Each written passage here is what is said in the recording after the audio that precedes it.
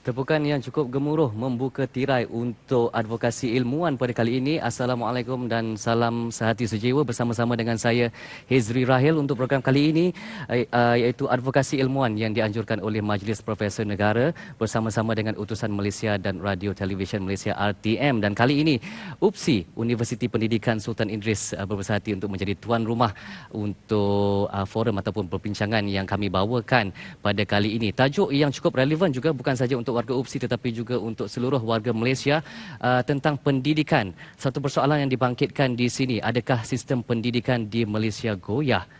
Memandangkan kita sudah pun berada 2 tahun di dalam Pelan Pembangunan Pendidikan 2013-2015 dan gelombang pertama tiba ke penghujungnya iaitu menumpukan kepada usaha memperbaiki sistem sedia ada dan memberi sokongan kepada guru dan tumpuan kepada kemahiran asas. Kita akan perpanjangkan juga perbincangan ini bersama-sama dengan ahli panel yang bersama-sama dengan saya pada ketika ini. Di sebelah saya yang berhormat Tuan P. Kamal Nadan yang merupakan Timbalan Menteri Pendidikan 1. YB, terima kasih Terima kasih bersama kami. Terima kasih kepada Majlis Profesor Negara yang sudi menjemput saya dalam majlis perbincangan ini, dan juga terima kasih kepada UPSI dan Utusan Malaysia dan juga RTM yang sedia memberi komitmen dan kerjasama untuk membantu kita di Kementerian Pendidikan Malaysia. Ya, sama-sama YB. Dan seterusnya yang berbahagia Profesor Tan Sri Zulkifli Abdul Razak yang merupakan pengerusi LibEd Services Sendirian Berhad. Juga terima kasih Prof Tan Sri sudi bersama kami. Dan di ujung sana yang berbahagia Profesor Datuk Dr. Zakaria Kasa, Naib Chancellor UPSI yang juga menjadi tuan rumah untuk penganjuran pada kali ini. Terima kasih Prof Datuk dan terima kasih juga kepada UPSI kerana sudi menjadi tuan rumah untuk penganjuran pada kali ini. Melihat kepada Pelan Pembangunan Pendidikan 2013-2015 dan apabila kita berada di penghujung fasa pertama ataupun gelombang pertama dalam menumpukan usaha memperbaiki sistem dan memberi sokongan kepada guru dan tumpuan kepada kemahiran asas, ya YB. Pepatah Inggeris mengatakan do not fix something that is not broken. Jadi mengapa kita perlu memperbaiki sistem itu? Adakah ini satu petanda bahawa ada kepincangan yang perlu diperbaiki? Tidak. I agree with you dengan izin dengan proverb bahasa Inggeris tadi itu. Do not fix something that's not broken. Tapi kita harus ambil maklum bahawa evolusi dalam sistem pendidikan bukan saja di Malaysia tapi di seluruh dunia akan dengan secara tersendiri akan ada penambahbaikan. Contoh, mungkin 30-40 tahun dahulu kita tidak menggunakan sistem teknologi sama sekali. Tapi hari ini sistem teknologi memainkan peranan yang amat penting dalam semua bidang pendidikan. Maka, adakah kita akan terus menggunakan sistem yang sedia ada atau kita akan mengubah dasar-dasar, isu-isu yang mana dapat menambah baik sistem pendidikan yang sedia ada? Isunya sekarang ialah segala transformasi dalam sistem pendidikan, segala apa yang telah dilaksanakan dalam Pelan Pembangunan Pendidikan Malaysia ialah untuk menambah baik sistem pendidikan negara. Kita sedar ada kekurangan, kita sedar ada aspek-aspek yang mana kita dapat menambah baik. Maka melalui Pelan Pembangunan Pendidikan Malaysia yang mana kita memberi penekanan kepada 5 aspirasi dari segi akses, dari segi kualiti, equity, perpaduan dan kecekapan. Ini merupakan 5 tunjang utama aspirasi dalam Pelan Pembangunan Pendidikan Malaysia dan di antara 5 inilah kita nampak Pelan Pembangunan ini diserlahkan dengan lebih baik secara terperinci untuk menambah baik. Itulah hasrat dan matlamat Kementerian Pendidikan Malaysia. Baik, isu teknologi ini saya rasa bukan sahaja dalam pendidikan tetapi jua bidang, termasuk juga dengan industri, kesihatan, pelancongan dan lain-lain lagi. Dan khususnya apabila hyperconnectivity ini sangat digunakan dengan meluas dalam masyarakat di Malaysia sendiri. Walau bagaimanapun pandangan daripada Prof Tan Sri Zul sendiri dari LibEd Services tentang teknologi itu, adakah itu satu isu yang skop yang besar ataupun sebenarnya sebagai salah satu daripada tools ataupun alat sahaja semata-mata dan tanpa tools ini juga kita masih lagi boleh mara ke hadapan? Betul, itu satu perkara yang boleh kita fikirkan, tapi saya lebih berminat untuk melihat apakah matlamat utama pendidikan itu sendiri. tanpa teknologi ataupun ada teknologi. Saya nak berbalik-balik kepada soal falsafah pendidikan kebangsaan. Kerana itu adalah asas kepada semua pendidikan yang ada di Malaysia. Sama ada ini boleh kita jadikan asas untuk pelan-pelan yang ada ini lebih menjurus kepada soal-soal falsafah pendidikan negara. Kerana kalau tidak ada kita mencapai falsafah pendidikan negara, saya rasa ini soal yang akan timbul lah, sama ada digoyah ataupun tidak. Sama ada kita nak ukur digoyah ataupun tidak, paksinya bagi saya adalah falsafah itu. Kalau kita tidak mencakupi falsafah itu, maknanya kita tidak menuju kepada hasrat untuk membangunkan negara seperti mana yang dihasratkan. Jadi soalnya dalam PPPM ini, adakah perkara-perkara yang berkaitan dengan falsafah itu dibangkitkan? Soalnya pertamalah, kalau kita ambil falsafah pendidikan negara, dia menceritakan tentang untuk membangunkan insan seimbang. Itu bagi saya soal pokok. Adakah sama ada yang dikatakan aspirasi tadi itu mencakup hal itu, bukan saja aspirasi sistem tetapi aspirasi pelajar itu sendiri. Yang dikatakan 6 ya, dari segi kepimpinannya, ilmunya, bahasanya, ethics dan spirituality-nya, dan juga soal national identity, soal-soal demikian. Ini saya rasa satu perkara yang bagi saya adalah pokok. Khususnya tentang perkara-perkara yang agaknya tidak banyak dibincangkan, etika dengan kerohanian misalnya. Dalam falsafah pendidikan negara ini cukup mantap saya rasa soal aspirasi untuk menjadikan manusia itu seimbang, bukan saja dari fizikalnya tapi dari emosi, kerohanian dan juga intelektualnya. Di mana kita dalam konteks ini menjadi persoalan yang penting bagi saya. Sama ada guna teknologi ataupun tidak bergantung kepada keadaan dan tempat di mana kita menjalankan perkara tersebut. Okey, jika aspek tersebut kurang dibincangkan, jadi bagaimana kita mahu menilai dari sudut mungkin pembangunan pelajar itu sendiri, dan saya rasa tanggungjawab ini jatuh kepada pendidik, yakni guru-guru. Pandangan Prof Datuk bagaimana? Adakah pembimbing itu, pendidik itu juga diperkasakan dengan elemen-elemen tersebut seperti yang disebutkan oleh Tan Sri sebentar tadi? Terima kasih Encik Hasri. Ya, saya. Bila Tan Sri menyebut tadi, iaitu dari sudut untuk menghasilkan insan seimbang, ini merupakan matlamat utama yang dalam sistem pendidikan kita sendiri. Iaitu kita nak melihat bahawa insan yang kita lahirkan itu dari segi akademiknya memang cemerlang, dari segi psikomotornya, aspek-aspek kemahiran memang cemerlang, dan juga dari segi aspek values, nilai-nilai estetika ni, estetik ni perlu ada pada diri mereka. Yang kita rasa itu yang paling sukar sekali bila kita sebut dari segi nilai, dari segi etika, ini memang isu yang besar yang cuba kita masukkan, inculcate dalam bahasa Inggeris, inculcate itu kita tanam dalam diri pelajar kita supaya mereka itu dapat menunjukkan, mempamerkan diri mereka sebagai insan yang mempunyai nilai-nilai tadi. Dan ini satu persoalan dari segi pengukuran. Macam mana kita nak ukur bahawa pelajar kita tadi telah mendapat nilai-nilai tadi. Ini isu yang sangat ni, yang kita sampai hari ini kita duk cari. Memang orang tahu bahawa dalam dunia pendidikan, kita tahu dari segi aspek kognitif, dari segi aspek psikomotor, dari segi aspek estetika, ataupun dari segi aspek values ini, nilai-nilai ini. Dan kita bercemerlang, memang kita cemerlang dari segi akademiknya, dari segi aspek kognitif, memang cemerlang, tak dapat dinafikan melalui ujian-ujian, sama ada ujian umum, PMR, UPSR ataupun SPM sendiri, kita nampak. Tapi dari segi kemahiran begitu juga. Dan kita juga persoal, kalau pelajar di sekolah akademik itu kurang kemahiran, apakah mereka berhadapan dengan isu pekerjaan nanti untuk dapat kerja. Itu pun kita bincang.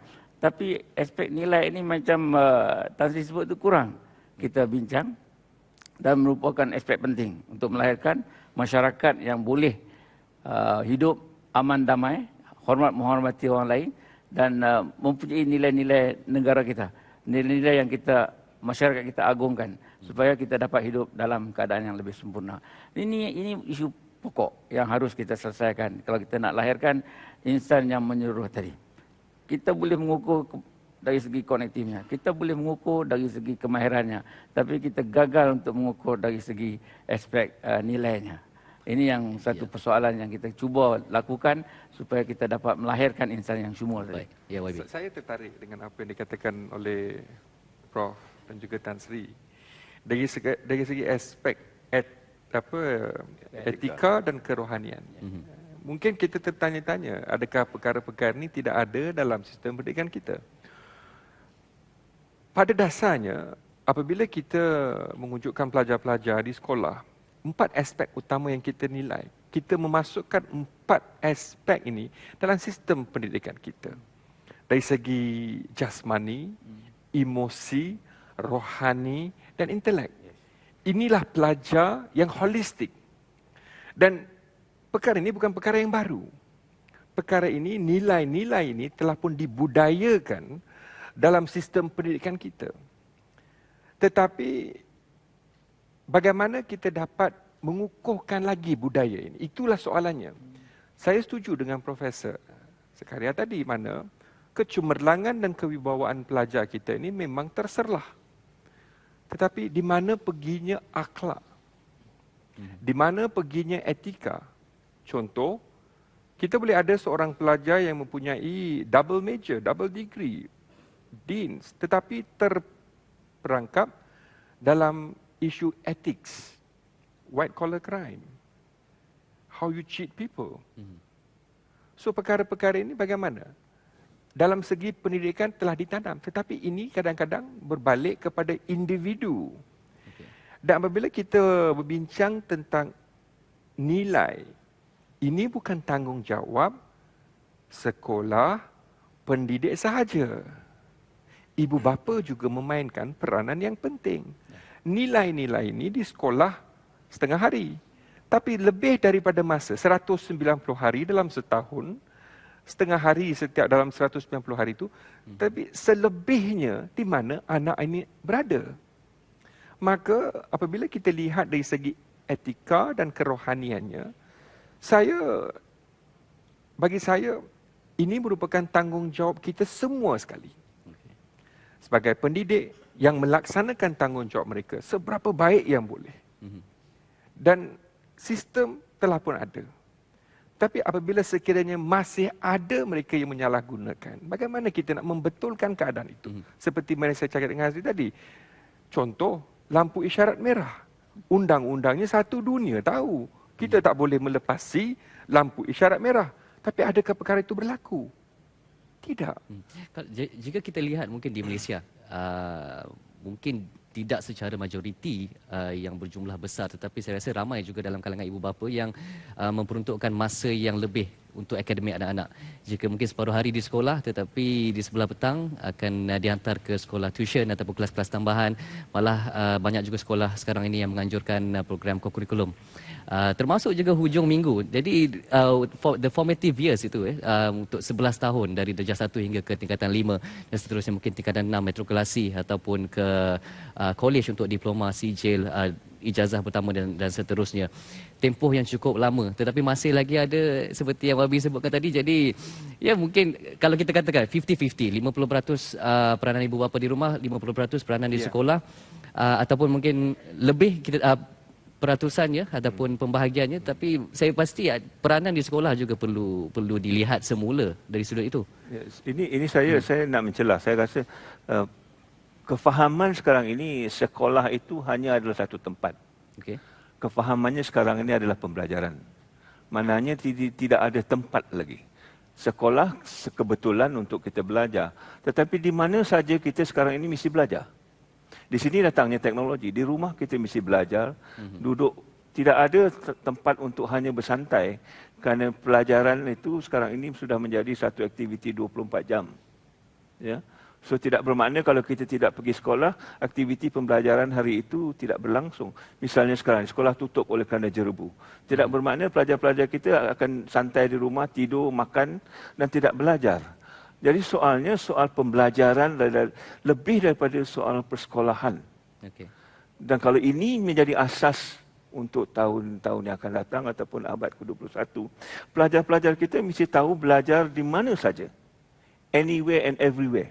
Dan oleh itu soal-soal akhlak, soal sekolah kerohanian, dia tidak bergantung kepada sekolah, dia tidak bergantung kepada ustaz, dia tidak bergantung kepada guru. Dia bergantung kepada individu itu sendiri. Ya, dalam pembelajaran abad 21, salah satu daripada tunjangannya dipanggil learning to be. Begitu. Learning to be itu maknanya tanggungjawab pembelajaran itu balik-balik kepada pelajar itu sendiri. Bagaimana dia nak membinakan dirinya, dan ini adalah satu perkara yang saya rasa cukup penting dalam dunia pembelajaran sekarang, supaya pelajar itu bertanggungjawab tentang pembelajarannya sendiri.